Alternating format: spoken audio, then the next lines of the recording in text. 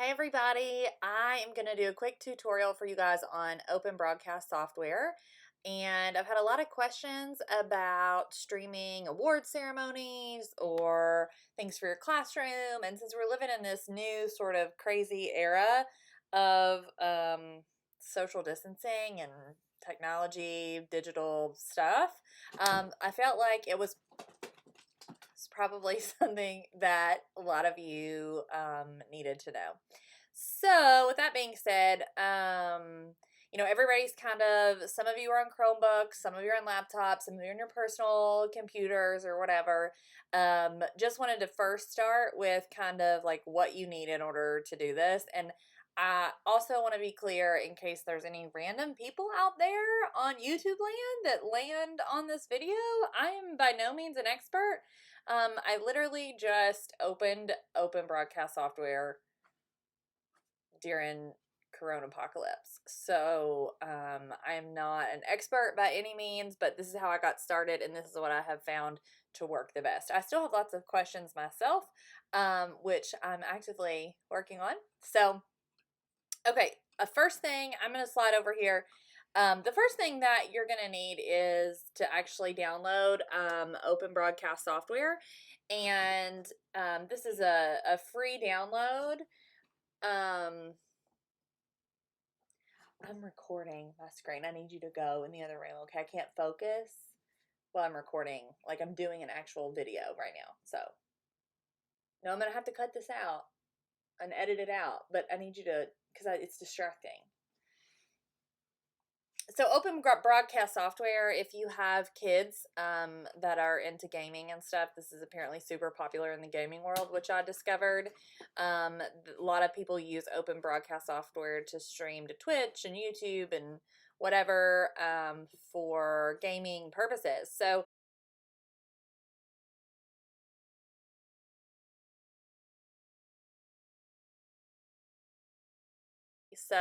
I will tell you that you're going to need a pretty nice, hefty internet connection to make this a reality.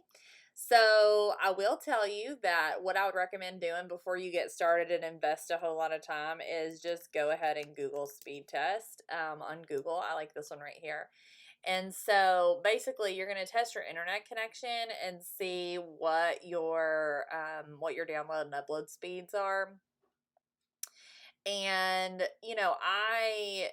I will tell you, the first time I did this, I was running on my Wi-Fi, and I immediately drove to Best Buy and got an Ethernet cable and hardwired into my computer just for the purpose of having a more stable connection.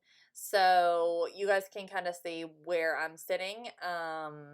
Most people on their Wi-Fi are going to average for like a basic internet service, like maybe, I don't know, like anywhere 20 to 30, 40, 50, somewhere around there, download speed. The upload speed kind of varies, but just wanted to let you know, like if your download speed is like 10 or something, you're probably not going to have a whole lot of luck streaming.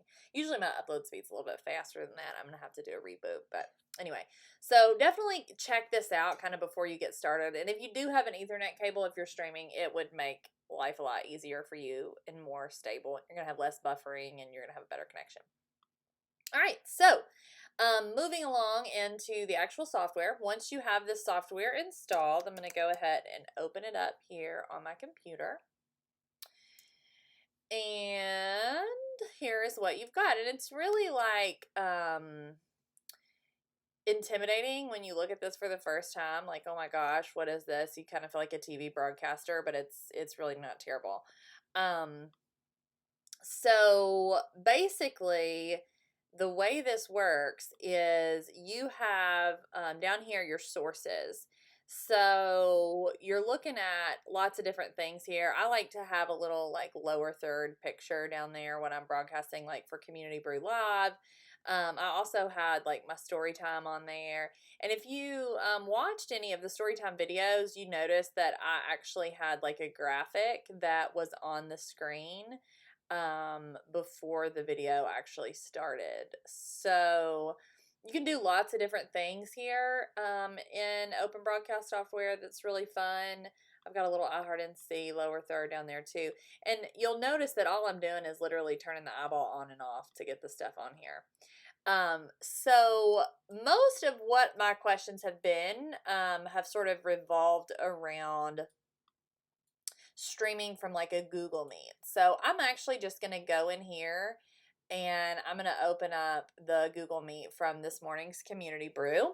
Hello. So I'm going to click join, and one of the things that you're going to have to realize when you are doing this is that open broadcast software needs its own windows. So the first thing I do, if you're like a multiple tab user like I am, you're going to need the Google Meet in its own window. So one of the things I also do, I'm going to go ahead and exit out of this browser. That's my daughter's work. Is if you're on a Mac, I always gather all my windows so that they're all kind of in one spot. It makes it a little bit easier. So you'll notice I've got like my browser over here. I'm going to go, I'm actually going to head on over to my YouTube channel. We'll get to that in just a second.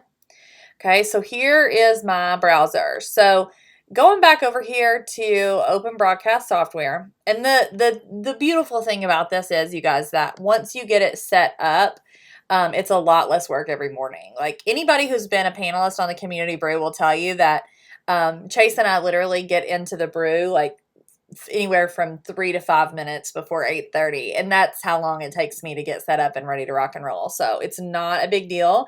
It takes a little bit of setup, a little bit to get used to it, but then you'll be fine. So the first thing that you're going to want to do inside of open broadcast software is this little plus sign down here is going to be how you add a source. So I'm going to hit the plus sign.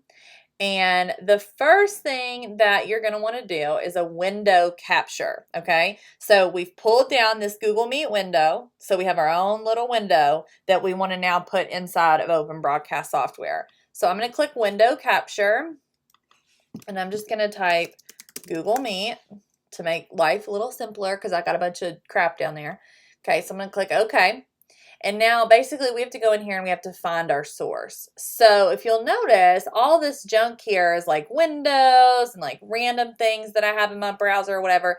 And this is one of the reasons why I pull this window down. So it's like its own thing. It makes it easier for me to find it. So if you'll look right here, it says Google Chrome Meet. So I'm going to click that. And then it automatically pops me into open broadcast software. Now you'll notice that the window is like gigantic and it's literally super confusing.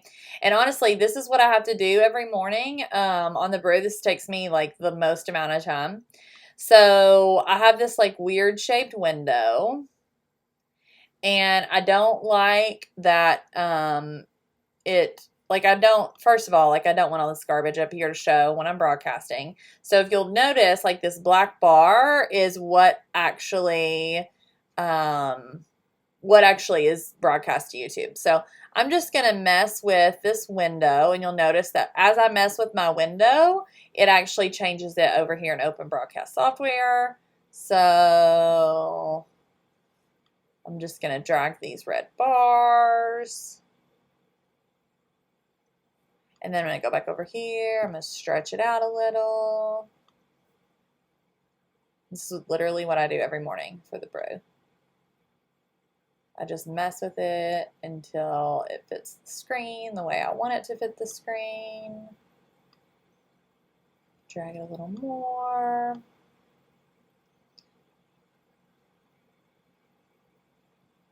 And that's pretty decent. So all right, so now that we have this set here, the next thing that you're going to want to do is actually go over to YouTube, okay? So if you have, I'm going to make this a little bigger. Okay. So the first thing, if you've never done a live video before on YouTube, you're going to want to make sure your channel's activated and all that. You can Google that. That's super easy to do. So when you're ready to like connect your open broadcast software to your YouTube, you're going to go over here and click Go Live. Now, The first time that you set this up, it is going to make you walk through some different things.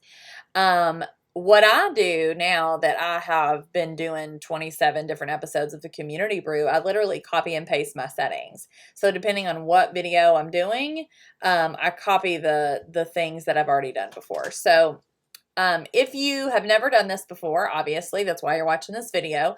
So you're probably not going to get this option to reuse your last stream settings. So I'm just going to click dismiss, and I'm going to start from scratch just like you will. So here's my title. So I know Miss Miles specifically asked for my help, so I'm just going to use her as an example. So I'm going to say student gift showcase with Miss Miles, first grade. I think she teaches first grade. Okay. So this right here is going to be your settings. You want to make sure that's public. You can add a description. This is just like your normal YouTube description. And then this is also a lovely little tool here, scheduling for later. This is going to allow your users to see your video before. And so this is what I do with our Wellness Wednesdays, our community brews, our story times, our gift showcases, all of those things. I schedule ahead of time. And then you can also upload a custom thumbnail if you'd like. I do have a template for that. I'll tell you, I'll put in the notes of this video what the dimensions are if you want to make your own thumbnail. Now, depending on whether you want the live chat option, you have to click no, it's not made for kids if you want the chat feature to be available. Due to like YouTube's privacy policies, if you click yes, it's made for kids, it will not allow the chat feature to be open. So I'm going to click no, and then I'm going to click create stream. Now, if you clicked no, but you want to turn your live chat off, literally at any point, all you have to do is click your stream settings, and you can just flip off the live chat. Totally fine. You also can allow the live chat to replay in your video once you stop streaming, which is super fun too. So, all right. So now we're ready to stream. And what is sort of weird and, you know, new for people who've never done this before is your stream key. So basically we have two things happening right now. We have YouTube and we have open broadcast software. So if you look over here, in open broadcast software, we have settings. So I'm going to go ahead and click my settings, and then I'm going to click on stream. So you'll notice we have like all this weird stuff here. Now mine's under custom, so don't pay attention to that. I'm sorry, that is confusing.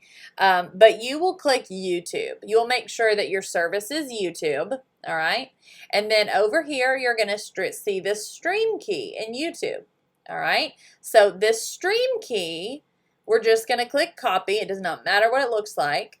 And we're going to go over here to open broadcast software, and we're literally just going to paste it into that box. Click OK. And then you're going to click start streaming. And so over here on YouTube, you are going to see my preview. Okay, so now that you have the preview, you're going to see yourself over here on YouTube. And you're also going to notice this Go Live button is ready for you to click. Now, if you'll notice that my face over here is different than my face over here, depending on a lot of different things, honestly, that I don't even know. I don't know. I can't explain. There's about a 30 to 45 second delay in what's happening live versus what is happening on YouTube. Okay. So, I am not, for the sake of all things, everyone who subscribes to our channel and YouTube in general, I'm not going to hit the go live button for the sake of this video. But, anyway, that's how you do it. And I do want to show you really quick though, if you schedule this and you're all set up and you're ready to go, you're going to click on videos on your channel. You're going to go over here to live, and then you're going to see a little button that says control room. So here's the video that I just scheduled, and you're going to see this little view in live control room, and that is how you get into this little screen here. So it's really important. You also, from this window, have the ability to speak from your channel. You can chat in the chat over here. You also can like kick people out of chats too, which is important. So my workflow every morning, you guys, when I'm live streaming, I have this window just like this on my computer. And then I have, let me go back to my Google Meet screen.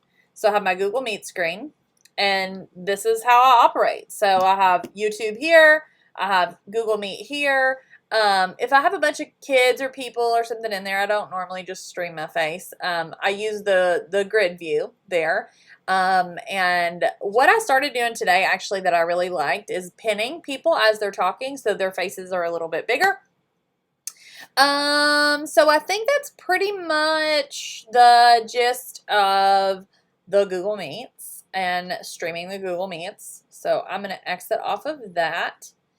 And you'll notice that it changed it over here in Open Broadcast Software. I'm going to go over here to Google and delete this video real quick before somebody wonders what in the heck I'm doing.